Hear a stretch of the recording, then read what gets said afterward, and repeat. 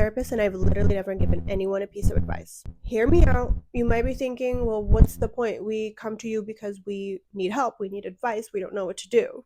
But I'm going to challenge that and then ask you, if you keep coming to your therapist for advice and they give it to you, and then you have another problem, you come back for advice and they give it to you, doesn't that leave you dependent on your therapist? Don't you want to be sovereign? Honestly, that's what I want for you. Because I realized recently that I don't ask people for advice anymore. I had somebody ask me, when you have a problem or when you're going through something, who do you call? Who do you ask for advice? And I literally thought about it because even last year, I would call my friends, I would call my sponsor, I would call my family, I would ask a few different people before I made the decision because I wasn't sure if it was the right decision ever. But now I literally thought about it and I was like, I don't call anybody because nobody knows what's the right thing for me better than me. Nobody's an expert in me besides me. And the same goes for you. Nobody's an expert in your life or the signals that your body is giving to you besides you. And I believe as a founder of a therapy practice, that's really our job. Not to continuously tell you what to do or be this like parent figure, but to help you really figure out how to listen and how to know to what is the right thing for you to do. And the way that I did that is I learned to figure out, what do I really want? What is the right thing for me? And all those answers are within our body. But that wasn't even the hard part. The harder part was actually going out and doing it and being okay with whatever the outcome is. Because let me tell you what actually happened when I started doing this. I got a pretty negative and uncomfortable response. I had people literally telling me that this is the absolute wrong thing for you to do. This is not acceptable. This is not going to work. People telling me that I seem different. People literally telling me don't do that. People also getting really disappointed in me because I wasn't the version of myself that I used to be, the version that they were comfortable with. Before, I would have been led to believe that these things are true, that I can't look the way I look and be successful, that I can't talk the way I talk online, that I can't dress the way that I dress and still command respect. I can look different from what the typical like professional look is, still be an authority in my field.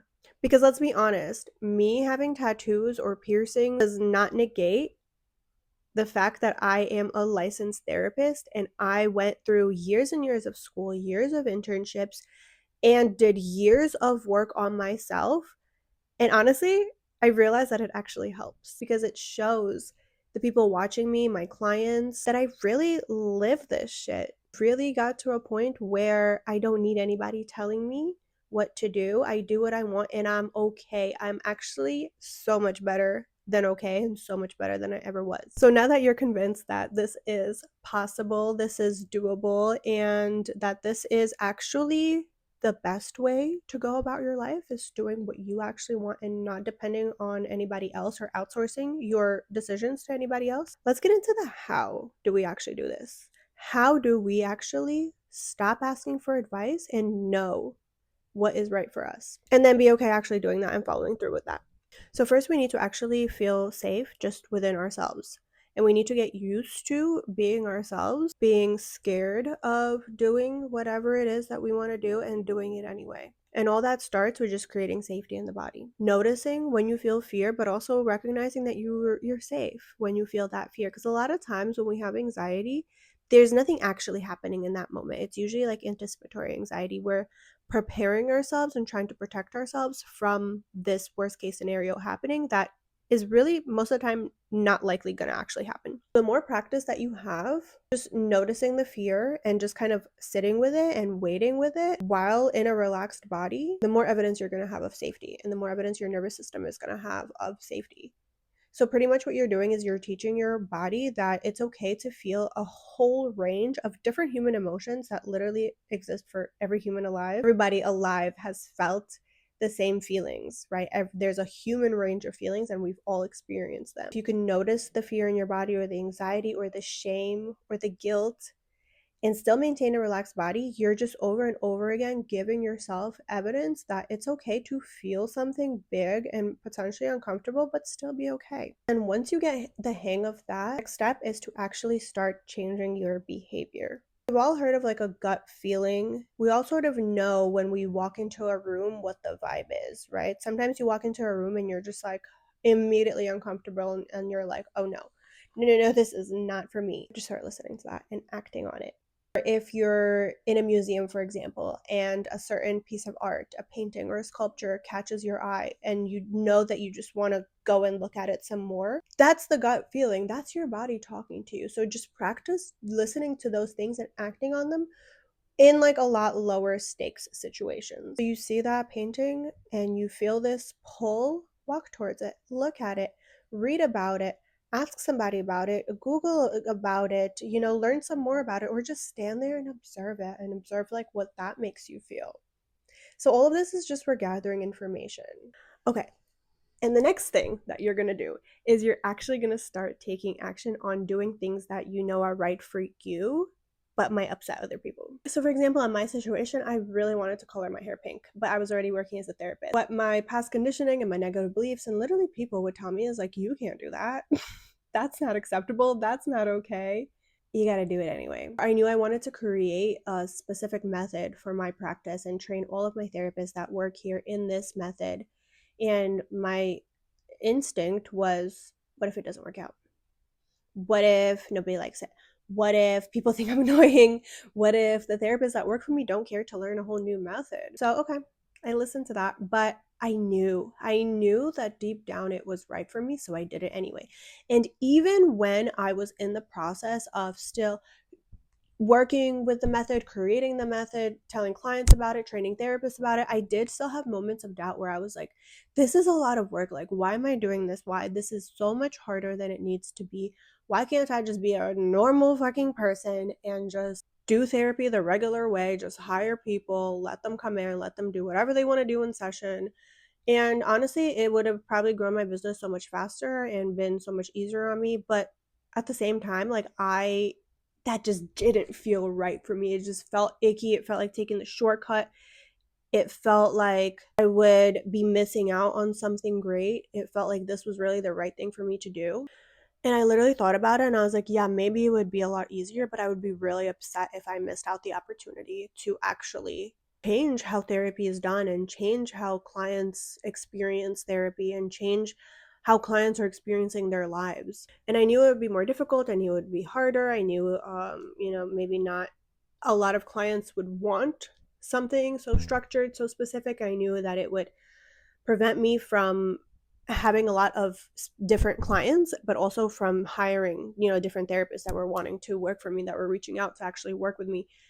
But I kind of just deep down knew that this was important to me. This was something I wanted to do. This was something that I was passionate about and excited about. And so I went ahead and I did it. Sometimes like the bad advice or, the negative beliefs or self-talk can not come from other people. It could come from inside our own head, but even that is just conditioning based on what somebody else has probably led us to believe in the past, or what situations that we've been in that have led us to believe these things. I went ahead and I did it, and it took a lot of time, but honestly it was so worth it, because now I again have another piece of evidence that when I do what is right for me, it works out. And even if it doesn't work out, the way I feel about that is it's okay anyway, because I would have still learned a valuable lesson for me from that situation. So let's say this worked out for me, but if it didn't work out, then I'm sure I would have learned something important from it. I had a whole other business before I did this, and I had a lot of fun with it. And in the long run, it technically didn't work out because I ended that business and I started a new business, but I always knew it was going to be temporary because I was in school to be a therapist at that time. But I'm going to use it as an example of something that didn't work out, because it technically didn't make me as much money as I wanted to make, even though I was able to live from that business. It's like non-existent now, and I'm not doing anything with it now. But even from that, I learned so much that I was able to apply into different situations in my life. I learned how to talk to the camera, first of all. I learned how to be comfortable posting online. I learned how when people who knew me in real life responded to my social media posts, to just be okay with that, with the fact that they saw them and they think it's weird, or they think it's funny, or they think it's silly that I'm doing like little dances online or whatever. Even how to build a website or how to do copywriting. I learned so much from that experience, like I would never take it back. So there really is no right or wrong decision. There's a lesson in every decision that you make. At the end of the day, I think when we look back at our lives, we would be a lot happier knowing that we were true to ourselves and we did what we wanted and survived the outcome. And I think that's the biggest piece to all of this, is like first listening to what is right for us. But a lot of people know, like we know what we need to do. People come to therapy, and even if we tell them like, oh, do this, do that, they literally already know that they have to do those things, but something is preventing them from doing it. That something is just the lack of safety in the body, and also the lack of safety with other people being disappointed and other people not liking us. So all of this is literally just a habit. It's literally just a practice, and integrating the body into this work too is super important. If you're doing crazy things or revolutionary things or unconventional things, but you still feel this like tension and pressure in your body, you're not going to have a good time doing it. You're not even going to be able to hear as well what the right thing for you is if you're super tense. Not needing advice from everybody and literally knowing what the right thing to do for you is and actually doing it comes from listening to yourself, doing the thing, and then feeling okay with whatever the outcome is. Learning to accept when other people are not happy with us. Learning to accept when other people are disappointed with us. I'm living proof that this is possible, that you can literally have crazy ideas and just run with it and see what happens and you don't die. And I started a series on my TikTok showing what this looks like, just me doing whatever it is that I want day to day. And honestly, how much more I'm just enjoying life. If you want to learn more about what it's like to live your life doing whatever you want and being okay with the outcome of that, subscribe for more videos like this.